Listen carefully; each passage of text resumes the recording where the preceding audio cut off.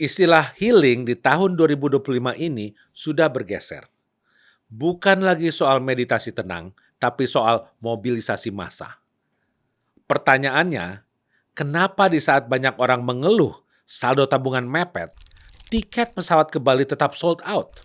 Namun, di sisi lain, indeks belanja rekreasi justru naik. Ini yang disebut para ahli sebagai revenge travel tahap lanjut atau doom spending. Apa artinya? Masyarakat kelas menengah banyak merasa masa depan ekonomi tidak pasti. Sekarang, banyak desa wisata yang fasilitasnya sudah setara hotel bintang 4, tapi harganya masih harga merakyat. Yang ketiga, buat budget untuk healing. Kalau dana kalian hanya 3 juta rupiah, jangan paksakan diri ke Labuan Bajo pakai pay later. Indonesia itu luas, dan kebahagiaan tidak selalu berbanding lurus dengan jarak kilometer yang kalian tempuh dari rumah.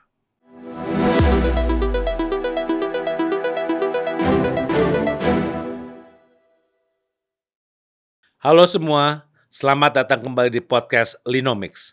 Saya Fahlino Suib, dan di sini kita ngobrol santai tapi serius soal ekonomi Indonesia dan peran kita di dalamnya. Tidak terasa, saat ini kita sudah berada di penghujung tahun 2025, yang artinya liburan Natal dan Tahun Baru sudah tiba saatnya. Kalau kalian mempunyai rencana berlibur atau berpergian selama liburan Natal dan Tahun Baru ini, maka selamat. Kalian adalah bagian dari perputaran uang raksasa yang kita sebut ekonomi healing.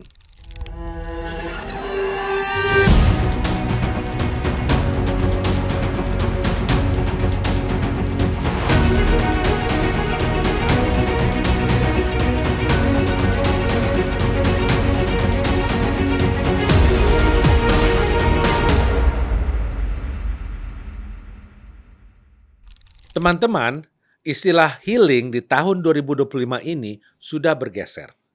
Bukan lagi soal meditasi tenang, tapi soal mobilisasi massa. Pertanyaannya, kenapa di saat banyak orang mengeluh saldo tabungan mepet, tiket pesawat ke Bali tetap sold out? Kenapa hotel di Jogja harganya naik 3 kali lipat tapi tetap penuh?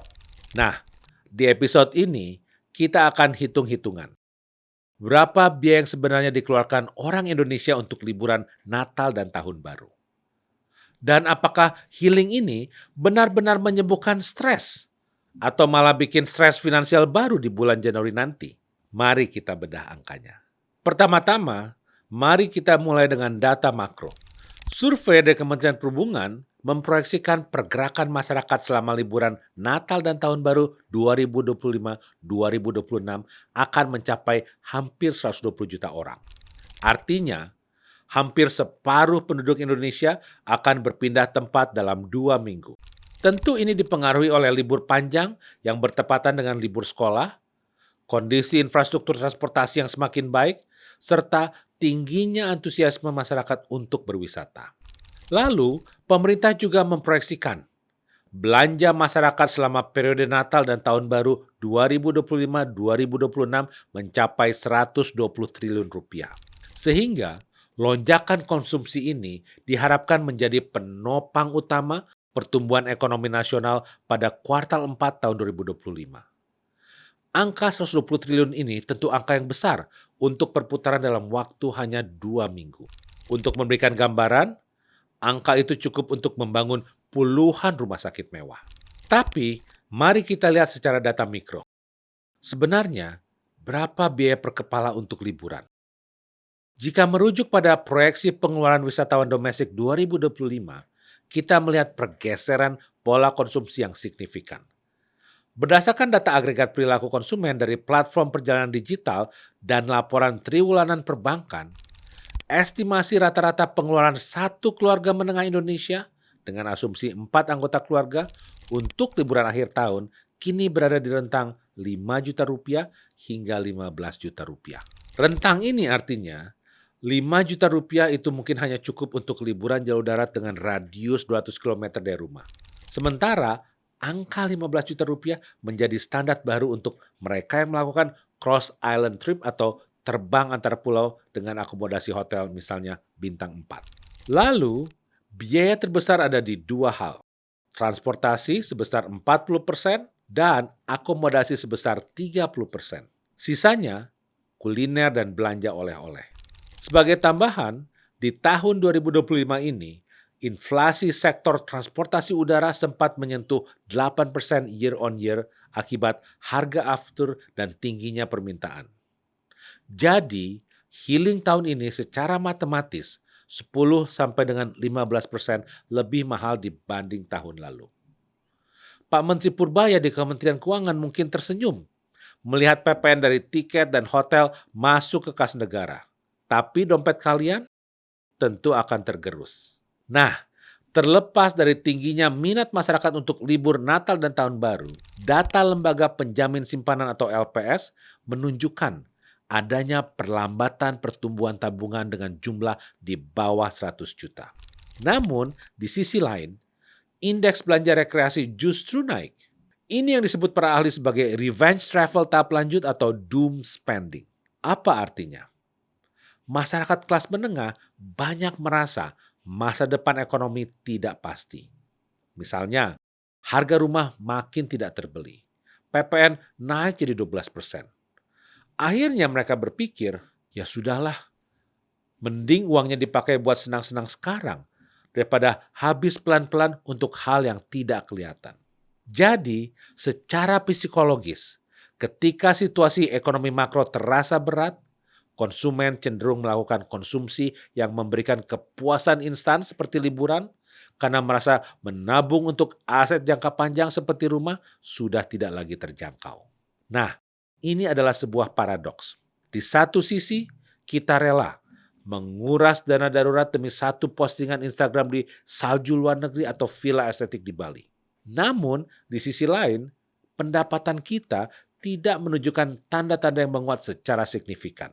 Ini juga ditunjukkan oleh data agregat kartu kredit dan pay later di mana penggunaan fitur cicilan liburan di Desember 2025 meningkat 25% dibanding tahun sebelumnya. Sehingga ini mengkonfirmasi bahwa masyarakat kita lebih memilih mengalokasikan beban biaya liburan ke tahun depan lewat skema cicilan daripada harus kehilangan seluruh dana likuid mereka di bulan Desember. Artinya, kita membiayai kebahagiaan hari ini dengan utang tahun depan. Healingnya seminggu, bayar bunganya setahun. Apakah ini sehat secara ekonomi? Secara makro iya, karena konsumsi rumah tangga naik di bulan Desember. Secara pribadi, ini sinyal yang kurang baik. Dalam ekonomi ada istilah consumption smoothing. Artinya kita mencoba meratakan beban biaya supaya hidup terasa stabil. Tapi yang terjadi di Desember, ini bukan meratakan, melainkan menggeser beban. Saat perayaan tahun baru usai dan tahun berganti, yang tersisa adalah tagihan dengan bunga yang mulai berjalan. Secara makro, lonjakan cicilan 25% ini menciptakan risiko debt overhang atau beban utang berlebih di tingkat rumah tangga. Bayangkan, di bulan Januari nanti, daya beli masyarakat kemungkinan besar akan tiarap atau melandai drastis. Kenapa? Karena porsi pendapatan kelas menengah yang biasanya dipakai untuk belanja retail atau makan di luar, sekarang harus dialokasikan untuk membayar cicilan healing dari bulan Desember. Jika kita tarik ke konteks kebijakan Menteri Keuangan Purbaya, ini adalah tantangan besar bagi stabilitas konsumsi nasional. Jika masyarakat sibuk membayar utang masa lalu, pertumbuhan ekonomi di kuartal 1 tahun 2026 bisa kehilangan momentumnya. Nah, bagi kalian yang terlanjur termasuk dalam bagian 25% kenaikan cicilan tadi, saya cuma mau kasih pengingat kecil. Januari itu ada 30 hari, tapi bulan Januari itu panjangnya berasa seperti 60 hari. Jangan sampai kepuasan posting foto liburan seminggu dibayar dengan rasa cemas dikejar utang selama berbulan-bulan. Ingat, healing itu tujuannya menenangkan pikiran, bukan memindahkan stres dari urusan kerja ke urusan bunga pinjaman. Lalu, bagaimana caranya supaya kita tetap bisa menikmati akhir tahun tanpa harus makan tabungan dan dikejar cicilan secara brutal? Pertama, pahami inflasi musiman.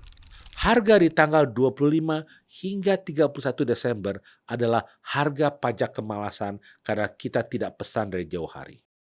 Orang yang pesan hotel di bulan September misalnya, biasanya hemat hingga 35%. Yang kedua, coba lirik wisata intradesa atau lokal. Sekarang, banyak desa wisata yang fasilitasnya sudah setara hotel bintang 4, tapi harganya masih harga merakyat. Yang ketiga, buat budget untuk healing. Kalau dana kalian hanya 3 juta rupiah, jangan paksakan diri ke Labuan Bajo pakai pay later. Indonesia itu luas, dan kebahagiaan tidak selalu berbanding lurus dengan jarak kilometer yang kalian tempuh dari rumah. Teman-teman, akhir tahun adalah waktu untuk berhenti sejenak. Secara ekonomi, kalian adalah pahlawan yang menggerakkan roda kegiatan ekonomi di daerah wisata. Uang yang kalian keluarkan menjadi gaji buat staf hotel, menjadi modal buat pedagang souvenir, dan jadi pemasukan buat negara karena kalian membayar PPN untuk tiket pesawat atau kamar hotel. Tapi ingat, pahlawan yang baik adalah pahlawan yang punya rencana. Jangan sampai sewaktu tahun berganti di tanggal 1 Januari nanti, kalian baru sadar bila saldo di rekening juga ikut berganti menjadi 0. Akhir kata, selamat liburan Natal dan Tahun Baru untuk teman-teman semuanya. Selamat berkumpul dengan keluarga. Sampai jumpa di episode berikutnya di tahun depan. Saya Fahlino Suib.